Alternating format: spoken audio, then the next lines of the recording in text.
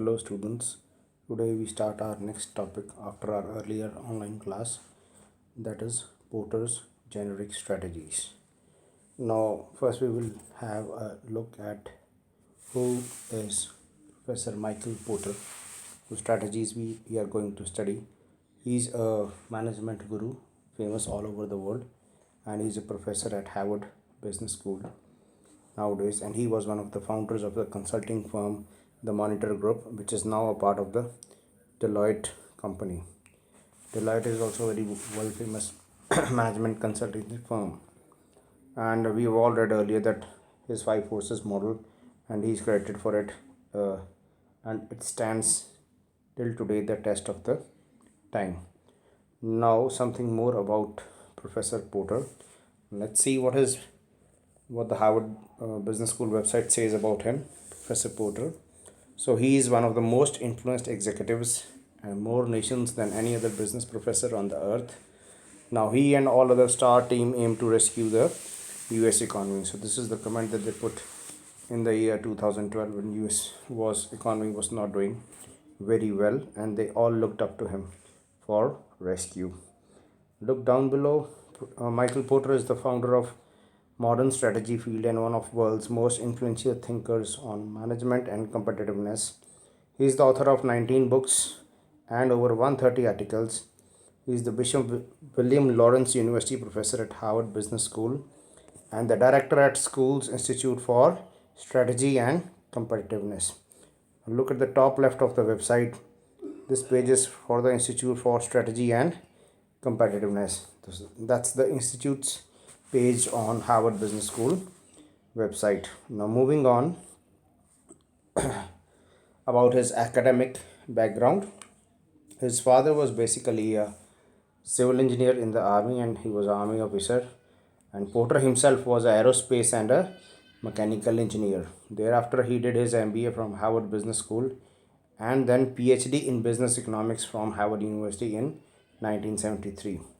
Porter was introduced to the concept of competition earlier in his life through various sports that he played, and Porter also topped his MBA class while he was at Harvard Business School. That was one of his achievements. And what last is the model he is famous for, that is Porter's five force model that he learned while attending classes in industrial organization and economics in that school. So from there onwards, that led to the development of that concept, which is very famous in the business world till now. Now, out of 18 books that he authored, some of those which are very widely popular and widely read, these were written in the decade of 80s, are Competitive Strategy 1980, then Competitive Advantage 1985, then he wrote Competitive Advantage of Nations in 1989. So he started with the organization and company and moved to the country as such. A country, any country we can consider as an organization of organizations. So basically he is a consultant to many governments also in the world. Now some more look on various books, their title pages. You can see over here Competitive Strategy by Michael Porter, then Competitive Advantage, and Techniques for Analyzing Industries and Competitors. He has written a lot about healthcare also, creating value based competition on results. And then as far as advising nations is concerned, this one is the most popular, how countries can gain ahead of each other in the world of business, in the world of economics, the competitive advantage of nations. And there was one written upon Japan also. So can Japan compete? We all know that Japan is one of the top 5 economies of the world, although it's a very small country.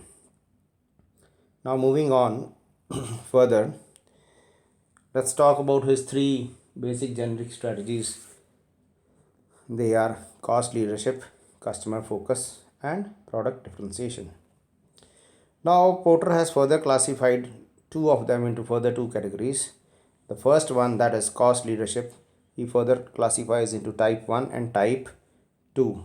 Type 1 is the low cost strategy and type 2 is the best value strategy, BV. And similarly, when we come to focus, type 4, Type 4 means low cost focus, and type 5 means best value focus. We are coming to the details with some examples. Now first have a look at this grid, right? On the y side there are three strategies, and on the x axis there is the size of the market, that is large and small. And it is very evident from these that cost leadership can only be practiced in large markets, whereas the focus strategy is very relevant in small markets, whereas the third one, that is differentiation, can be done in both large as well as small markets. It is suitable for them. Now, what do we do in these strategies? What is the basic concept? So cost leadership basically emphasizes producing standardized products at a very low unit cost for consumers who are very price sensitive. So type 1 low cost strategy is that offers product or services to a wide range of customers at the lowest price available on market. Example, you can say Walmart, or let's take an Indian example. You can say, let's say Hero Cycles, and the basic product, that is Hero Jet bicycle. It is even exported to all over the world, to lot many countries in Africa. Now, so that is the cheapest cycle you can have. Do we have any Chinese substitute of that cycle cheaper than that in India? I don't think so.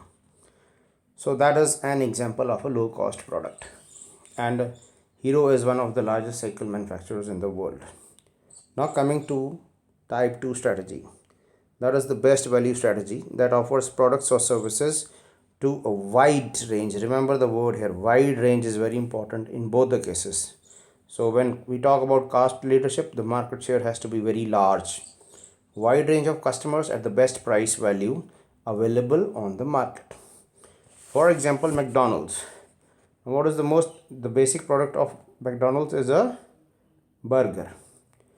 Now McDonald's burger costs about rupees 100, basic one. Now you would say this is not the lowest price burger. You can get a burger for rupees 30 also in the market, but people are paying happily for it. It is not a very expensive burger. It does not come into luxury segment. But then what does 100 rupees versus 30 rupees mean? People are willing to pay 100 rupees because they are getting some value in that. So that is an example of type 2 best value strategy. Now coming to the next two ones, that is differentiation and focus strategies. Now, differentiation is aimed at producing products and services considered unique industry wise. Now this thing is important, unique, industry wide and available throughout the industry, and directed at consumers who are relatively price insensitive. Now, two examples here are Harley Davidson bikes. They are available in India predominantly. It's the company started in the US. And Apple phones, everybody knows about Apple. So Harley Davidson bikes, they are in India. They start from around, the starting price is around 8-9 lakhs, and there are people who are willing to pay that much money for them. Although in India they have not been very successfully recently as far as the latest news is concerned. Now the next one is focus strategy. It means producing products and services that fulfill the need of a small group of consumers. Example, Rolex and Lamborghini.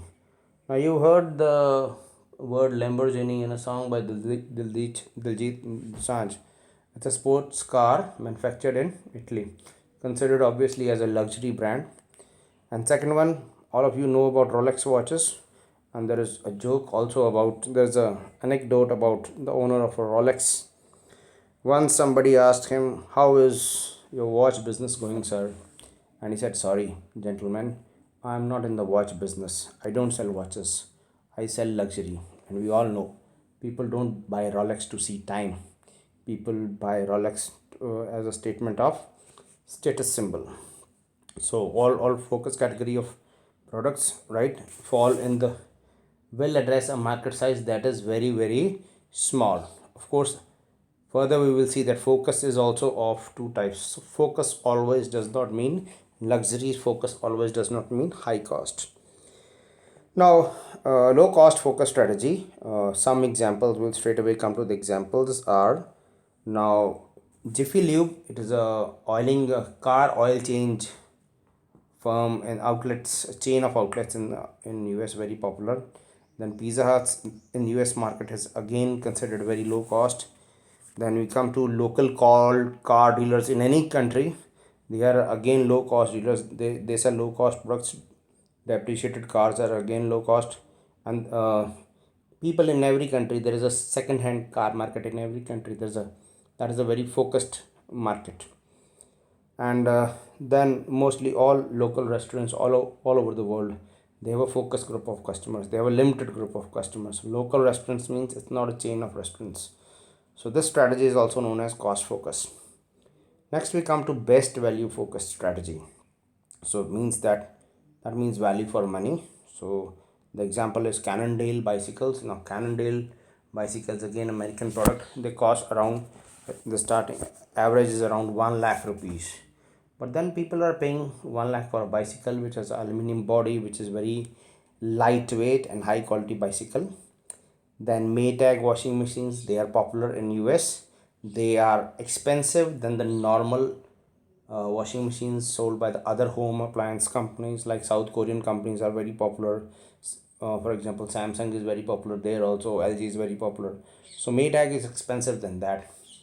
Another example that I can quote you is of Siemens. Now Siemens is basically a German company. It's present in India also. Not many of you might have heard of Siemens refrigerators, Siemens washing machines, Siemens cooktops and burners to be used in the kitchen. Yes, they are available in India. In most of the bigger cities, the showrooms are there, and they are normally 1.5 times or 2 times the cost than the normal appliances. So people are ready to pay for them also. So this is known as differentiation focus. Now coming to some text material, we'll just have a look at the keywords. Now this kind of stuff is useful for examination point of view. Now coming to cost leadership, it emphasizes producing standardized products at a very low unit cost for consumers who are price sensitive. Just a minute. Okay, so as we studied earlier, type 1 is a low cost strategy. We have studied about that. Type 2 is a best value cost leadership strategy. So this is basically a review slide, and then we have the same things repeated about type 3 strategy, that is differentiation, which we are to use in a larger market, which we can use in markets of both the sizes. And then we have type 4 and type 5 focus strategy of both types. So you can review all the stuff that we've done earlier from this slide, and then the same diagram again, which we studied earlier. Now look at what you have to write on the y-axis, size of the market, and on the x side you have to write cost leadership, differentiation and focus. Then you further divide each of these into two categories. Now moving further, what is the effect of firm size and market size on these strategies? Or we can say, what is the relationship between the size of the company, size of the organization, which is to follow any of these strategies, and what is the relation between these and market size? Now, as far as larger firms are concerned, large companies, very large organizations, right? They have greater access to resources, typically compete on cost leadership and or on differentiation basis. So one thing is very clear, that the companies who have to compete on cost leadership need to have a very large pool of resources available with them, financial as well as non-financial resources. Porter strategies also imply that different organizational arrangements, control procedures and incentive systems are required. We'll study them further. Especially incentive systems are required for following these kind of strategies. For example, in cost leadership, you have to give incentives to employees to lower the cost of manufacturing and other related costs. Whereas some smaller firms often compete on focus basis. Focus is generally followed by small companies. Companies selling luxury products may also be very small, in terms of market capitalization, markets that they cover on the globe, and in terms of number of employees also. So that is more suitable for small companies. And then market size and these strategies, this we have studied earlier. uh, Low cost leadership is to be followed in large markets, and focus is to be followed in small markets, whereas differentiation can be done in both large as well as small markets. And now coming over to the next related topic to cost leadership is uh, how we can achieve cost leadership. How can cost leadership be achieved? Now the first requirement for achieving that is uh, that we have to share opportunities and skill transfer between SBUs. Now, what are SBUs? SBU means a strategic business unit. For example, okay, you can say Tata Motors. Now, SBUs are always in case of very large group. Tata Motors and let's say Tata Steel. Now, Tata Motors is one business unit of the Tata Group, whereas Tata Steel is another business unit of the Tata Group. Whereas there's another company called TCS, Tata Consultancy Services. This is the software business of the Tata Group. Now, you have to share opportunities and skill transfer between SBUs. For example, when Tata Steel was to purchase Chorus, it took a lot of financial and cash help for TCS. So TCS is the richest cash resource company in the Tata Group. So they are helping other groups also to build their businesses further. So Tata Steel will study further as an example of lowest cost steel company in the world, and in helping it become low cost, TCS is sharing some resources with Tata Steel. Now the next is integrative strategies help in these. Integrative strategies we studied in the earlier chapter. Some of integrative strategies are: one is forward integration, and second example is backward integration.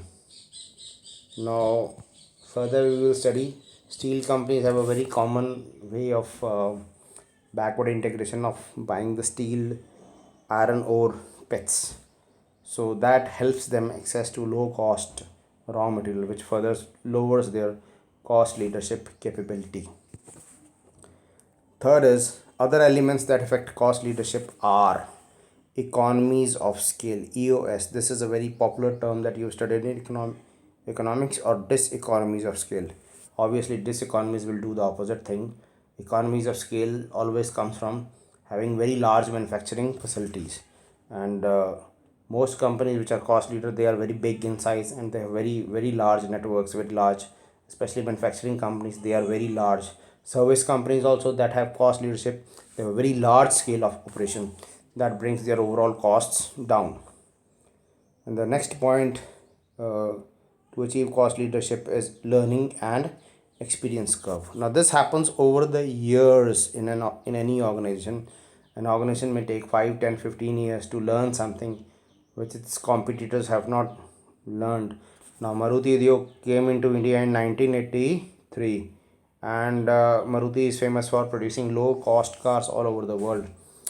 Many after Maruti came 15, 20 years later, many European companies have also come. For example, VW, they collaborated with Maruti also. They tried to make low cost cars, but it was not possible for them. So what Maruti has learned over the years is to make low cost cars for markets such as India, Nepal, Bangladesh, Sri Lanka, so countries which have low income, developing countries. The next point about bringing cost leadership is capacity utilization. An example is coming in the next slides, where we can see a Russian company having 100% capacity utilization. That is, your plant runs to its full capacity, 100%. So that means the fixed costs are lowered, distributed amongst the various elements. And the next is forward and backward linkages. So backward linkage example is again, now I'll give you from the tire industry. Most rubber tire companies in India, like MRF, they have their own rubber plantations in countries such as Thailand and Malaysia. That is an example of backward linkages. Forward linkages are when the companies have ownership of over the distribution facilities also, or they have very good distribution facilities, like FMCG companies like Coca-Cola, Hindustan Lever Limited. They're very good forward linkages. They have very good network of dealers and distributors. So that brings the distribution cost to to lower side.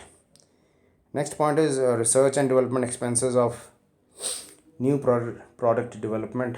Again, the example you can take from the manufacturing sector. If the size of the company is large and the markets that it covers is very large, then the new product development cost is divided over the number of units it produces. So the new product development cost for such firms is very low. FMCG firms like Hindustan Lever and Procter and Gamble are a very good example of these. Whenever they come with a new shampoo or new soap, the NPD for those cases is very low. Next is cheap labor. It's again common knowledge in the world that why is the developed world shifting manufacturing to low cost countries like India, China, Bangladesh, or countries in Southeast Asia, because the cost of labor is very low. However, the latest figure is that in manufacturing, because of use of robotics, the cost of labor is also not very high nowadays. I'll quote an example from Hyundai India. A few years ago, they thought of shifting from India to Europe, and they used to say that cost of labor does not matter much to us. And they've done some cost accounting on that, and they say, as far as our manufacturing is concerned, our cost of labor is only 2% of our manufacturing cost. So it does not matter for a car company where it operates from nowadays. Even in the nano plant, there is a lot of use of robotics nowadays. So cheap labor will matter only in cases where automation is low. Then the next example is of having tax advantages. Let me come to the slide. The best example of this is some companies like Google and Amazon. They get themselves registered in countries such as Ireland, and the case of Google and Amazon is famous in India. They are almost paying negligible amount of taxes in India. So there are many other examples also in the world. So businesses generally compete with each other to get the best tax advantages, and they also put a lot of pressures on the governments all across the world, and the governments also incentivize them by giving them tax advantages. So that is one way how they achieve lower costs. And one of the last points is cheap sources of energy. So this is valid for the companies where energy is a very big input, like for example in manufacturing, in steel, the cost of electricity, or in fertilizer industry, cost of natural gas, things like that. So generally that is a very big factor in determining their cost and plant location. Now we move to some real life examples in cost leadership. Now let's go to the Tata Steel website page. Now this is the screen grab from that. The link I've given below at the slide. Now you can see, you can relate. This is what we read in the beginning of the subject, strategic management. This is the strategy planning process of Tata Steel. That is the overview, and you can see the keywords: vision, mission, values, everything written over here. Now moving forward from this thing, all things that you can relate: opportunities and threats, strengths and weaknesses. They do the scanning of the environment, and then ultimately what is given in the center is, after considering all these factors, they develop their strategy objectives and enablers, long-term strategy. Now moving below this page, the next thing below is, that is on this page only, is they finalized their strategic objectives after doing all that we are studying in this course. And there are 4: SO1 strategic objective 1, strategic objective 3, SO2 and SO4. Now you look at SO2 on the right hand side. They mention consolidate position as global cost leader. We aspire to be a global benchmark in operational efficiency and ensure raw material security and strengthen our logistics network. So this means that cost leadership, achieving cost leadership, is a very important strategic element. So I mentioned in the class also while giving the examples that Tata Steel and POSCO. POSCO is a steel company of Korea. They are known to be one of the lowest cost steel producers in the world. Now let's move to another example from the Economic Times. There's a company called NALCO. It's a public sector company. National Aluminium. NALCO stands for National Aluminium Company. Is the lowest cost alumina. Alumina is the iron ore from which we uh, make aluminium, and second lowest cost bauxite producer in the world. So this was stated by their chairman cum managing director publicly. So they have a cost leadership in that. Now I come to a third example. This is again from the steel industry. Now this is a website of a world famous consultancy company called Price Waterhouse Coopers, that is PwC for short. They are here in India also. They come to the top B schools for recruitment also. People who keep reading Economic Times, they are familiar with this company. And consultancy is one of the best sectors to get into after MBA. So many MBA graduates, they work with these kind of companies. Now this is their website, and one of the page is about metals industry, right? So they are giving consultancy to the metals industry, and the topic is growth strategies to outlast competition. To outlast commoditization. Commoditization means when almost all your competitors sell the same kind of products, your products are not differentiated, you don't have any brand value. For example, steel, what we call in local language saria. So all of them from the outside, they look as if they are the same iron bars that we use in buildings and construction material. Now what do they say about this? What are the suggestions they give to this industry? So this is the latest thing that I've taken from the website, and on the top you can see they've highlighted responding to the business impacts of COVID. That means they are going to advise companies on how to get averse to the risks associated with the present situation in the world. Anyway, we are not going into that. We are focusing on the metal industry. Now the 3-point solution provided by PricewaterhouseCoopers includes cost leadership, right? So this is what they say. Let's see the first two. The first one is customer centric behavior. The second, so that they're advising companies to be consumer centric and innovator. Second thing, they are advising companies to further bring efficiency in their supply chains. This is also a part of, we'll see further also, of reducing your overall costs. And third, they are telling the companies to become a cost leader, create value through commercial and operational efficiency to provide cost advantages by focusing on core value chain.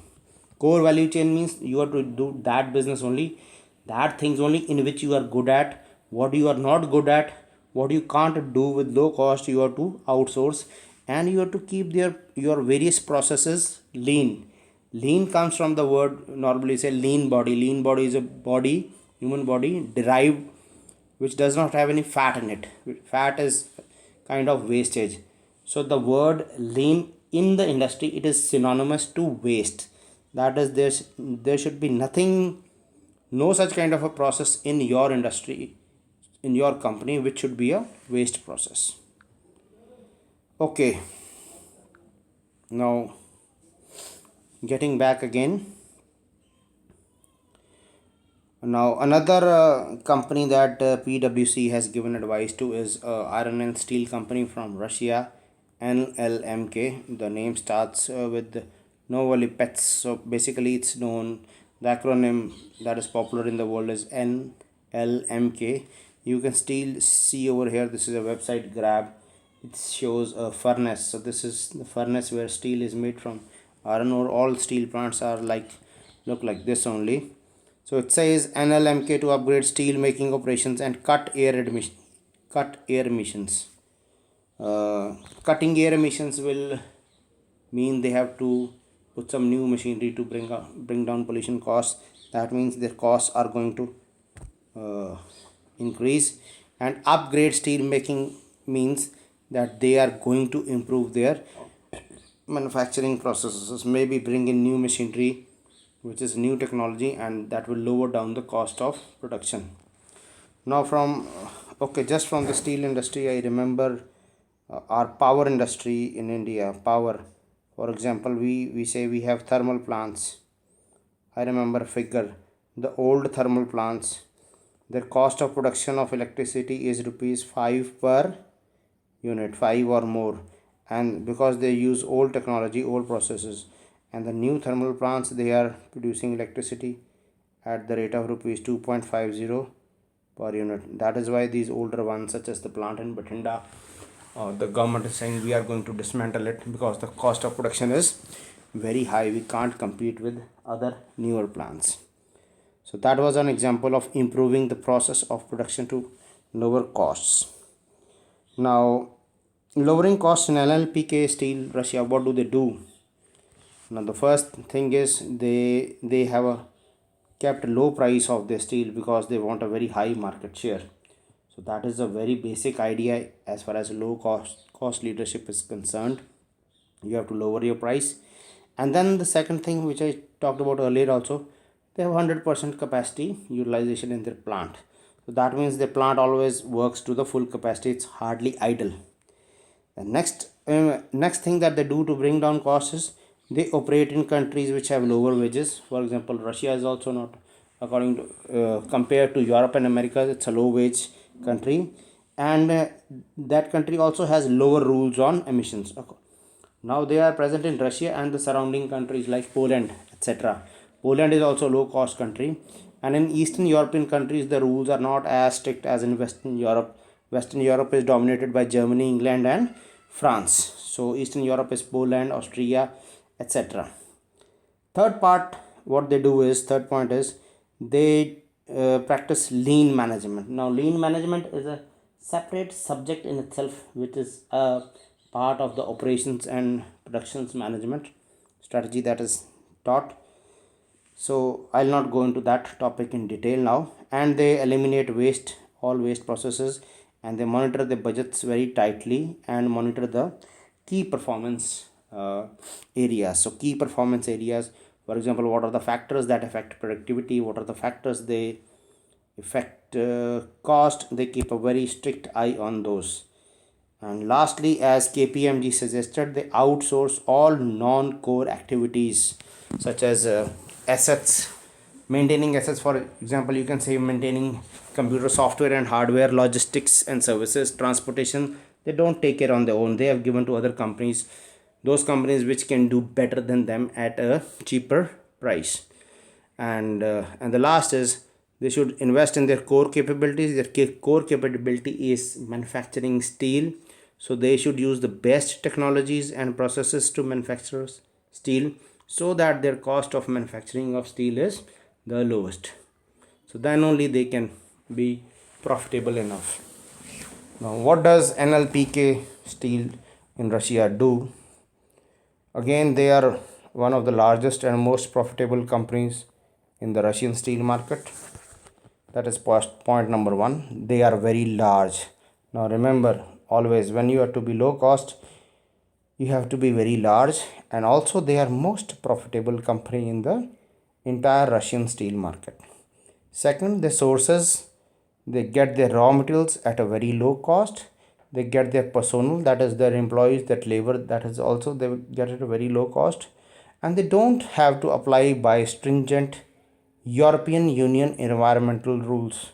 I talked about Eastern Europe and Western Europe, and in Eastern Europe the rules are a bit lax, so you don't have to spend on equipment that much to lower your pollution levels.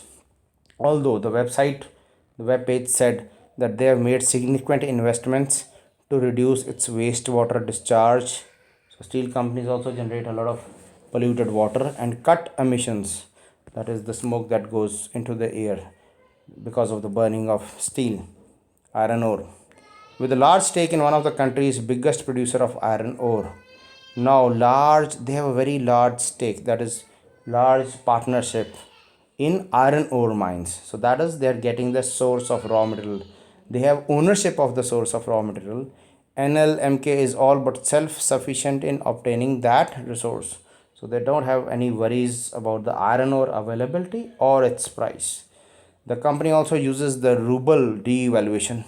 Ruble is the Russian currency. So when the currency of your home country devaluates against the euro, that is basically operate in the European market. So if your ruble is cheaper, that is an advantage if you want to export out of Russia. So your steel will be cheaper than other companies of Europe.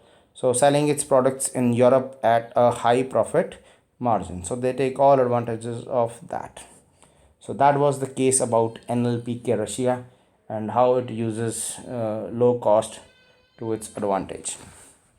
Now coming to some generalities in theory which have been derived from the practical world by observing various companies in the world. So these general things are, and that is what theory is all about, generalization from practical. Now the first is how to achieve cost leadership. The first idea is to underprice competitors. Let's go back to NLPK Russia. They are the cheapest, their price is the cheapest in Russia, so thereby they have the large market share. Now there are many examples that you see in India also. Maruti is one of the example. Market share of Maruti is 50% in India. Nowhere in the world it is like that. In fact, Maruti is hardly present in any other country of the world.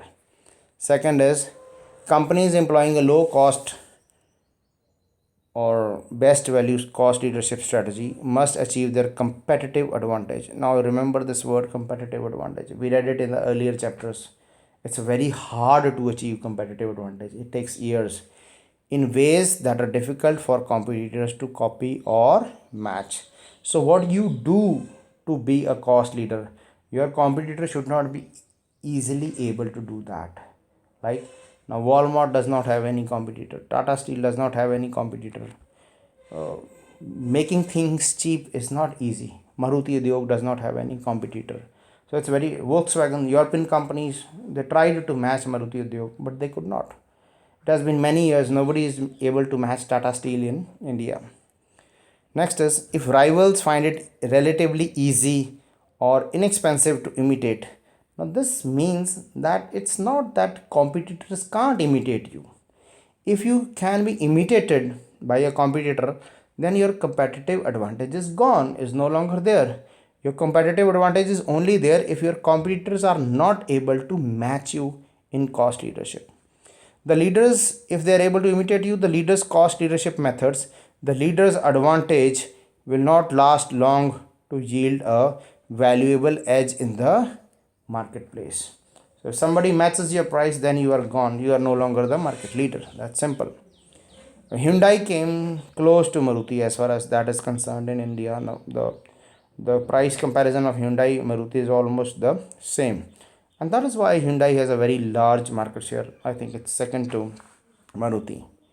Next point is, this also we read earlier in resource based view, that for a resource to be valuable, it must either be, there are three main things for a resource to be, it has to be rare, it should be very hard to imitate, and it should not be easily substitutable. So that will really be a resource. For example, if a company makes innovative products, right, and it is very rare for any competitor to copy them, to imitate them, or make a substitute for them, then we can say that it has a competitive advantage. And last is, to employ a cost leadership strategy successfully, a firm must ensure that its total costs across its overall value chain are lower. Now this is again a simple statement but very important. Costs across its overall value chain. Now value chain we've studied earlier also. Porter's value chain. Now let me review it to you.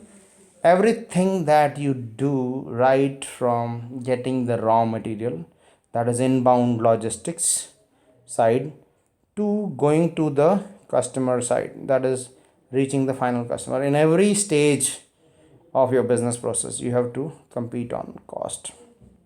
Okay, so that was the last point on how to achieve cost leadership, right?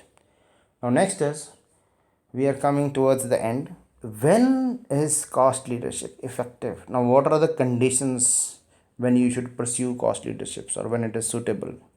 Number one, when the price competition amongst rival sellers is especially vigorous. Now, the best example is the telecom sector in India. You've seen in the last 2 3 years, the customer is very sensitive about the mobile call rates, and nowadays is very sensitive about the data rates, the internet data packages. So whichever company is able to give lower prices, Geo was able to give lower prices. However, that is another story with the political backing, etc. That company is able to capture market share. Second is when the products of rival sellers are increasingly identical and supplies are readily available from several eager sellers. So, when this is the situation in the market, who will win? The one who is a cost leader. Third, few ways to achieve product differentiation that have value to the buyers. When there are no more methods to differentiate your products, when there is no differentiation, people are not willing to pay more, and when they are not willing to pay more, the only criteria that they use is they will buy whatever is low cost. For example, you take the example of low cost detergents, low cost soaps. People buy the brand whichever is cheaper. Third is, next is, when most buyers use the products in the same way, example FMCG soaps, shampoos, etc., which are on the lower cost side. Okay, so what matters to the people is the price. Next is when buyer switching costs are low. Switching cost means when the customer shifts from one brand to another brand, or one company to another company. For example, airlines. Now in airlines, I'm speaking from the customer side of view. If you are to fly, you can take Indigo, you can take Indian Airlines, you can take any airlines, you can change the airline on the next flight. It does not matter to you. Now as far as owning an airline is concerned, if I own a fleet of 10 Boeing aircraft, then if I want to switch to Airbus, it is not very easy, because 10 Boeing aircraft I have, 2 more I am going to buy from Airbus. Now the flying Airbus is different from flying Boeing. I have to incur additional costs for pilot training, etc., etc. So switching that, in that case, the switching cost is very high. Next point is buyers are large and have significant power to bargain down prices. A very simple example is petrol and diesel, right? People go to the, in India almost all the pumps, they have the same prices because it is regulated by the government. But nowadays Reliance is selling at 1 rupee cheaper, and it's gaining market share because of that. The government has allowed it, and that's called deregulation of the market. And in US, Canada, other developing countries, it's very common. Different companies have different prices for petrol and diesel. So there again the low price is advantageous. Industry newcomers use net introductory low prices to attract buyers to build a customer base. Now, when you are new to the industry, you have to gain customers, right? You have to have develop a market share. Then you need to be a cost leader. You need to offer your, or you need to offer your products at a lower price initially. Now Netflix is an example of that currently in India. Competitors of Netflix are your satellite TV versus your physical theaters. Next is market is composed of many price sensitive buyers. Again, very simple, nothing to explain in it. And last is when buyers don't differentiate between brands. So branding is all for differentiation. And when buyers are not differentiating a product, they will not be willing to pay more. So they'll buy whatever is cheaper. So now moving to the next thing which I talked earlier, uh, that you have to lower the cost in your entire value chain. This is what it says again, so I'll not spend much time on that. A firm must ensure that its total costs across its overall value chains are lower than the competitor's total cost.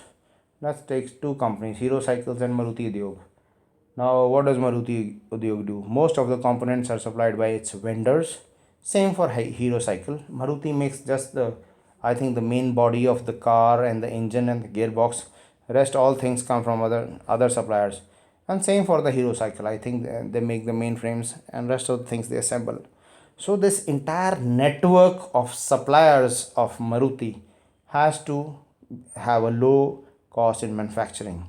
In fact, Maruti introduced a program many years ago that was known as, you can Google it out, they call it 1 gram per part. They asked all its suppliers to lower the plastic or metal used in all components of Maruti. That's why we hear nowadays that the newer cars, the newer automobiles are lighter than the older ones. And Mahindra for the, I remember the product called Mahindra Scorpio. They, everybody knows about that. They reduced around 150 kg in weight. You Google out, you go to the Economic Times website, you can find this news. So that is how companies reduce their costs across value chains. So this is the same. Next slide also talks about the same thing. Two ways to reduce costs. So basically two concepts are there. So perform your value chain activities more efficiently than your rivals and control the factors that drive the cost of value chain activities. Examples I have given earlier. Some methods used for that are bringing new technologies. I gave the thermal plant electricity example. Using common parts or components in different products. This is very common in the car industry and the automobile industry. Most models have the same basic parts, only a few features are different. And in car industry, that is called using common parts in different products. There's a word for that in the car industry. Whenever a new car is developed, its various variants are developed, they call it a platform. So basically the basic components and all the 5 or 6 variants, when each model is developed, there are 5 or 6 variants, but the basic model is kept, the basics are kept the same. So that is an example of using common parts in different products. It's common in automobiles. Second is revamp the firm's overall value chain to eliminate or bypass is the keyword over here, bypass some cost producing activities. For example, you can bypass some intermediaries, you can bypass the dealers by selling products online. Dell is the best example of world in that, although in India Dell follows a different strategy, but when it started, that was the advantage that it had. Relocating manufacturing facilities. Now, okay, example of that is Apple has moved its manufacturing to a company called Foxconn in China. However, today the situation in China is different due to coronavirus. Many companies are asking their companies to come back. So that may be history in further years. And next is avoiding the use of union labor. So union labor means permanent employees, and that means you can use contract employees, and that is the movement that is going on in India. What the industry is putting pressure on the government. Next is now we're moving towards the end. We are coming to some guidelines while following cost leadership. When price competition among rival sellers is especially vigorous, then you should follow it. And when there are few ways to achieve product differentiation, then you should follow. And when most buyers use the products in the same way, as example is FMCG products, then cost is important. Example, Surf Excel versus Ariel.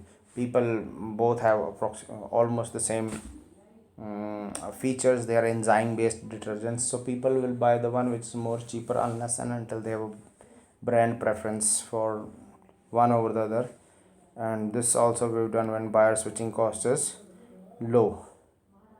So now moving forward, success factors in cost leadership. If you are to become a cost leadership company, the entire firm has to show very high efficiency, you have to have very low overheads over this. Lower overheads means upar wale kharche. So a very classic example of that is the combine manufacturers, the combines that we use to cut wheat, right? Now John Deere combines versus the combines made in Punjab. And Punjab is the place which manufactures combines in India. Now John Deere combines are very expensive. They cost rupees one. Average combine over there cost rupees 1 crore, whereas the Punjab made combines you can get for around 20-25 lakhs, 20-25-30-35 lakhs. So their overhead cost is very high. They find it very difficult. John Deere tractors are very popular in India, but you will not see any John Deere combines on the Indian roads and Indian farms. Then the firms which need to practice low cost leadership, they have to give limited perks. There is no tolerance to waste. Any kind of wasteful expenditure in these companies is not tolerated. That's culture. They don't have a culture of wasting things. Then there are, each and every budget is screened very tightly, so expenditure is minimized. Spans of control are very wide. It means one person is looking after 10, 20 or 30 people. Okay, that is what we read in our first semester. Span of wide, narrow span of control versus wide span of control. What are the advantages and what are the disadvantages, and what should be an ideal span of control? Then there are rewards to the employees that control costs. For example, if you are saving say 1 lakh or 1 crore rupees, then some percentages of that is given to you as an incentive to an individual, also to a entire team, and also department wise. And then employee participation is required, is welcomed in reducing waste to cost controls. There's a topic we studied in operations management related to this, that is known as formation of quality circles, that is popular in Japan. And then what are the risks of pursuing cost leadership? Competitors may imitate your strategy, so then you are gone if that is possible. Then technological breakthroughs in the industry may make the strategy ineffective. A new technology may come. For example, the older thermal plants in Punjab, they were doing very well since the 1970s, but the new thermal plants have newer technology and they produce electricity at half the cost. So you may be the leader first, but now you are gone. Until and unless you change your technology, you invest money in changing the technology. Third is buyer interest may switch to other differentiating products. Then again, we can't do anything. So that's overall about cost leadership. And in the end, I have a further recommendation. If you want to further study about this topic, then the next thing to study is how to sustain a price based advantage. So price based advantage means a cost leadership advantage. So that is the textbook that you can refer to it in the library by Johnson and Scholes. So that book gives these things in great detail. So that is the end of the presentations. So we'll take up any questions now, and in my next presentation I'll talk about the other two strategies, that is differentiation and focus strategies. So that's all for now. Thanks a lot.